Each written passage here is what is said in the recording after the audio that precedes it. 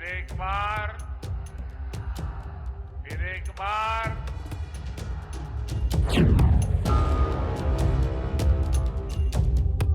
अमेठी और रायबरेली के अलावा यूपी में गांधी परिवार का एक और संसदीय इलाका गढ़ माना जाता है। हालांकि इसमें अंतर इतना है कि इस गढ़ में गांधी परिवार के दूसरे घराने की तूती बोलती आई है, यानी मेनका गांधी और वरुण गांधी, जिनके लिए पीलीभीत पिछले 36 साल से एक मजबूत सियासी दुर्ग बना रहा। लेकिन इस बार पीलीभीत से गांधी परिवार का चुनावी नाता टूट गया है।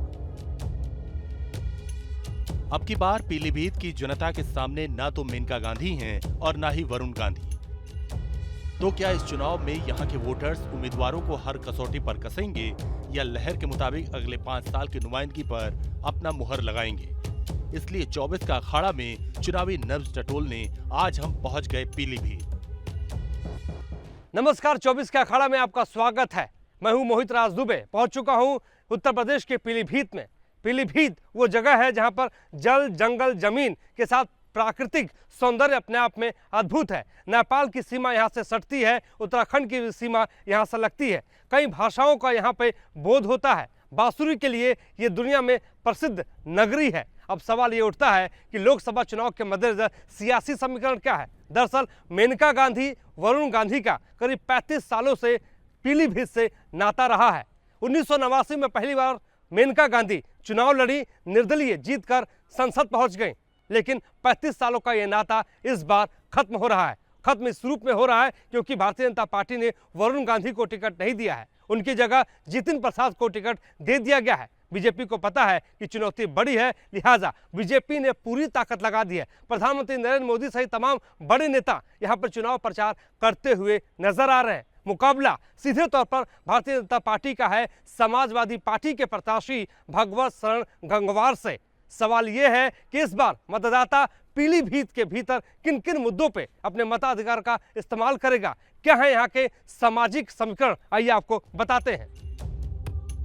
पीलीभीत देश के हाई प्रोफाइल सीट में शामिल है। नेपाल की सीमा से लगा ये संसदीय इलाका जंगल और उपजाऊ जमीन से समृद्ध है। ऐसे में यहाँ की सियासी मिट्टी भी नेताओं को सत्ता की समृद्धि दिलाती आई है। बीजेपी ने वरुण गांधी का टिकट काटकर योगी सरकार में मंत्री जितिन प्रसाद को चुनावी संग्राम में उतारा है, जबकि समाजवादी पार्टी की तरफ से भगवंत शरण गंगवार ताल ठोक रहे हैं और इन दोनों के सामने बीएसपी के अनीस अहमद खान हैं।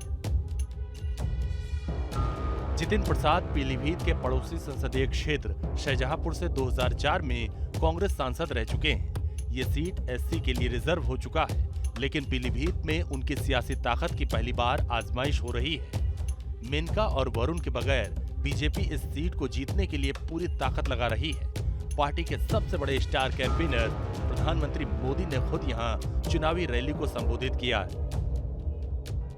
पीलीभीत में एक तरफ बांसुरी की सुरीली आवाज है तो दूसरी तरफ टाइगर की दहाड़ भी है।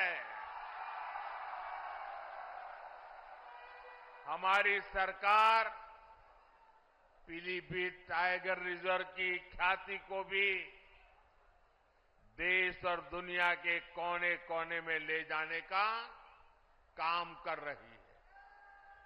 यहां इको टूरिज्म का नया इकोसिस्टम बन रहा है।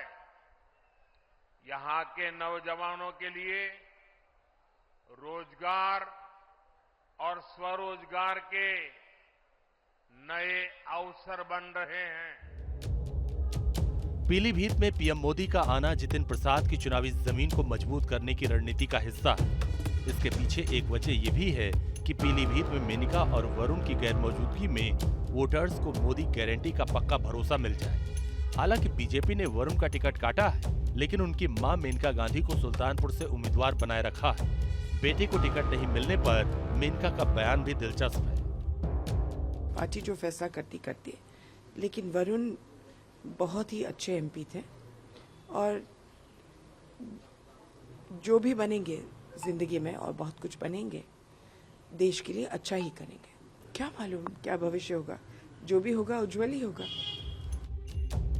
करीब 3 दशक में पहला लोकसभा चुनाव है जब पीलीभीत की जनता को मेनका और वरुण की जगह 3 चेहरे में से किसी नए नुमाइंदे का चुनाव करना है। ऐसे में पीलीभीत का मूड क्या है, यहाँ के वोटर्स की जुबानी सुनिए। पीलीभीत एक नया इतिहास रचेगा क्योंकि 3 दशक से अब गांधी परिवार यानी मेनका गांधी वरुण गांधी को वोट न देकर बल्कि जितिन प्रसाद या दूसरे प्रत्याशी को वोट डालता हुआ नजर आएगा। भैया क्या मुद्दा है पीलीभीत में इस बार? बढ़िया है, क्या समस्याएं हैं? कोई समस्या नहीं है। वोट जो बीजेपी को मिलेगा, बीजेपी को। क्या विकास हुआ है? पूरा विकास हुआ है। क्यों देंगे बीजेपी को आप? रोड बने हुए हैं, मकान बने हैं, लैटरिन वगैरह बनी है, सब कुछ सुविधा मिल रही है। बीजेपी को ही वोट देंगे। लेकिन सिलेंडर बड़ा महंगा हुआ लोग कह रहे हैं। सिलेंडर महंगा हुआ, किससे क्या हुआ? उसकी सब्सिडी तो आ रही है। अच्छा, मोदी जी के जो काम हो रहे हैं वो लोगों की नज़र में हैं और लोग देख रहे हैं उसको। तो अभी तो सही में अगर बताया जाए आपको तो फाइट जो है वो साइकिल में समाजवादी जो गठबंधन का है और जितिन प्रसाद जी बीजेपी, उनकी फाइट। जो सरकार दुहाई देती थी कि गड्ढा मुक्त कराएंगे, वो आज उसने गड्ढा युक्त कराना शुरू कर दिया और पेमेंट युक्त कराना शुरू कर दिया। आज पीलीभीत की रोड पे आप घूम के देखिए, आप बाहर से हैं, पीलीभीत की रोड से घूम के देखिए, आपको महसूस होगा कि हर एक सड़क पे पेमेंट लगा हुआ है। किसी भी उम्मीदवार के लिए पीलीभीत में जातीय समीकरण को साधना कांटों पर चलने से कम नहीं है। कहा जा रहा है कि इस बार यहाँ जातिगत वोट फिर से निर्णायक भूमिका में आ गए। पीलीभीत के इस समीकरण को देखिए, यहाँ मुस्लिम वोटर 5 लाख से ज्यादा है। लोध किसानों की संख्या करीब 4,35,000 है। कुर्मी वोटर भी 2,15,000 है। मौर्य वोटर 70,000 हैं और ब्राह्मण मतदाता करीब 50,000 है। पीलीभीत के इस चुनाव में जीत हार का फर्क 3 तरह से तय होने की उम्मीद है। पहली बात स्थानीय मुद्दे, दूसरी बात नए उम्मीदवारों का ट्रैक रिकॉर्ड और तीसरी बात किसानों का मिजाज। हमारा मुद्दा यही है कि जो किसानों को इन्होंने एमएसपी की गारंटी देने का वादा किया था तो वो हम लोगों को मिलनी चाहिए, क्योंकि जो हम लोग किसान लोग हैं, किसान परिवार से आते हैं और हम लोग अनाज उगाते हैं, तो कहीं ना कहीं हम लोग देखते हैं कि हर एक चीज़ का मूल्य, समर्थन मूल्य तय होता है। तो इसीलिए हम लोगों का भी, किसानों का गन्ने का जो है समर्थन मूल्य तय होना चाहिए। हमारे यहाँ टोटल सर 70% गन्ने की खेती होती है इधर, गन्ने की खेती। तो गन्ने का उचित मूल्य मिल रहा है आपको? वो सही मिल रहा है सर, जो बात है वो सही है। कितना मिल रहा है? कितना पेमेंट हर 15वें दिन, 20वें दिन, 1 महीने के अंदर आ मिल रहा है गन्ने का? 370 है सर प्रति कुंटल जी। अगर ये जानवर नहीं, इनका कुछ रोकथाम हुआ तो ये निश्चित है सर, क्योंकि आदमी परेशान है। वो 1-2 बीघा अपनी खेती देखेगा, इससे बढ़िया वो अपना गुजारा कर लेगा। पीलीभीत के अंदर जो है अभी हमारे यहाँ बड़ी लाइन शुरू हो चुकी है। यशस्वी प्रधानमंत्री जी के नेतृत्व में और योगी जी के नेतृत्व में खूब विकास हो रहा है। ओवरब्रिज बन रहा है। यहाँ पर पीलीभीत के 2-3 ओवरब्रिज पास हो चुके हैं। धनारा घाट के अंदर पुल हो गया है और ये जिला जनपद में योगी में है, मोदी में है और यहाँ पर जो है भाजपा की सीट ही जीतेगी। पीलीभीत की जनता ने उम्मीदवारों की परख करनी शुरू कर दी है, लेकिन यहाँ वोटिंग से पहले आखिरी चंद मिनटों का फैसला मायने रखता है। इसलिए समाजवादी पार्टी के उम्मीदवार भगवत सरन गंगवार की उम्मीदें सत्ता विरोधी लहर पर टिक गईं। 10 साल से 2 इंजन की सरकार के सारे काम किसान, नौजवान, व्यापारी और सारे जितने भी पक्ष हैं, महिला पक्ष, ये सब दुखी हैं इनसे और यही हमारा सबसे बड़ा मुद्दा है। हम लोग मंडी में खड़े हैं इस समय और मंडी में कल 2400 रुपये कुंटल गेहूं था। रात प्रशासन और शासन की नाकामी से कहें या ज़बरदस्ती कहें या सरकार के निर्देश कहें, 2400 रुपये का भाव आज के दिन में 2200 रुपये जबरन करवा दिया व्यापारियों से और ये किसानों के बहुत ही खिलाफ है। और इसीलिए इन सब कामों की वजह से भारतीय जनता पार्टी फेल है और समाजवादी पार्टी पिकअप कर रही है। निश्चित रूप से लोगों का तो यहाँ तक कहना है कि जितिन प्रसाद जी की या भारतीय जनता पार्टी के प्रत्याशी की जमानत जब्त हो जाएगी। वरुण गांधी इस बार नहीं है, मेनका गांधी इस बार नहीं है। क्या आपको लगता है कि राह आसान है या मुश्किल है?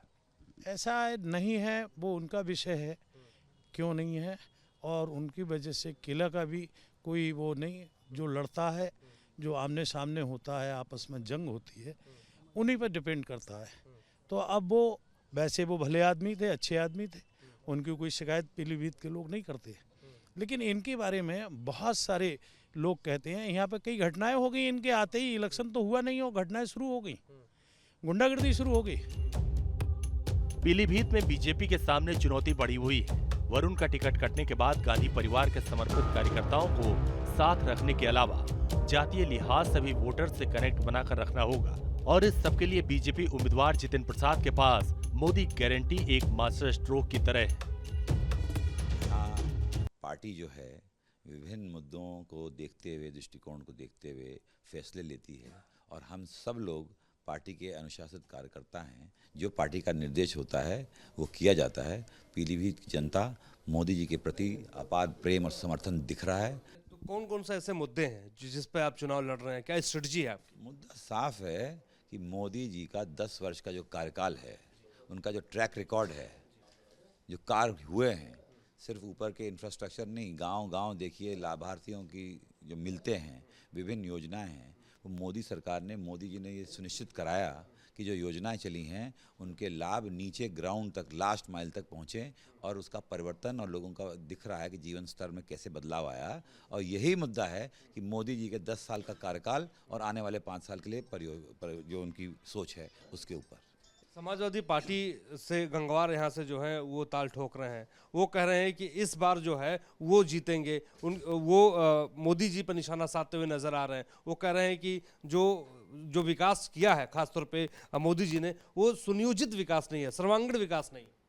ये जो इंडी अलायंस के लोग हैं, इनके ना कोई विचारधारा है, ना इनकी कोई सोच है, ये अवसरवादी लोग हैं और इन्होंने हमेशा मोदी जी पे व्यक्तिगत प्रहार किए हैं, आज नहीं काफ़ी वर्षों से। और ये व्यक्तिगत प्रहार जब मोदी जी पे करते हैं, जनता ने इनका सुपड़ा साफ कर दिया है। और आज भी आप देखेंगे जो व्यक्ति जी मोदी जी पे उंगली उठाएगा, जनता उसे उसका बोरी बिस्तर बांध के रवाना कर देगी। राहुल गांधी तो कह रहे हैं कि 180 से ज़्यादा सीटें नहीं, आप लोग कह रहे हैं 400 पार का नारा है आप लोगों का। अरे आप देखिए ना पिछला ट्रैक रिकॉर्ड, ये मोदी जी के कार्यकाल में हुआ है, जहाँ एक समय में विभिन्न राज्यों में सरकारें बदल जाती थीं एक टर्म के बाद। अब कार्य करने की प्रणाली, ट्रैक रिकॉर्ड, जो गवर्नेंस है और मोदी जी का नेतृत्व है, सरकारें रिपीट हो रही हैं और आप देख रहे हैं कि तीसरी बार मोदी सरकार प्रचंड बहुमत से 400 पार से बनने वाली है। 2024 का चुनाव पीलीभीत के लिए टर्निंग पॉइंट होने वाला है, क्योंकि एक सियासी विरासत की छत्रछाया से निकलकर 19 अप्रैल को यहाँ के वोटर एक नई बुनियाद के निर्माण का फैसला करने वाले हैं। पीलीभीत से मोहित दुबे के साथ टीम न्यूज़ नेशन।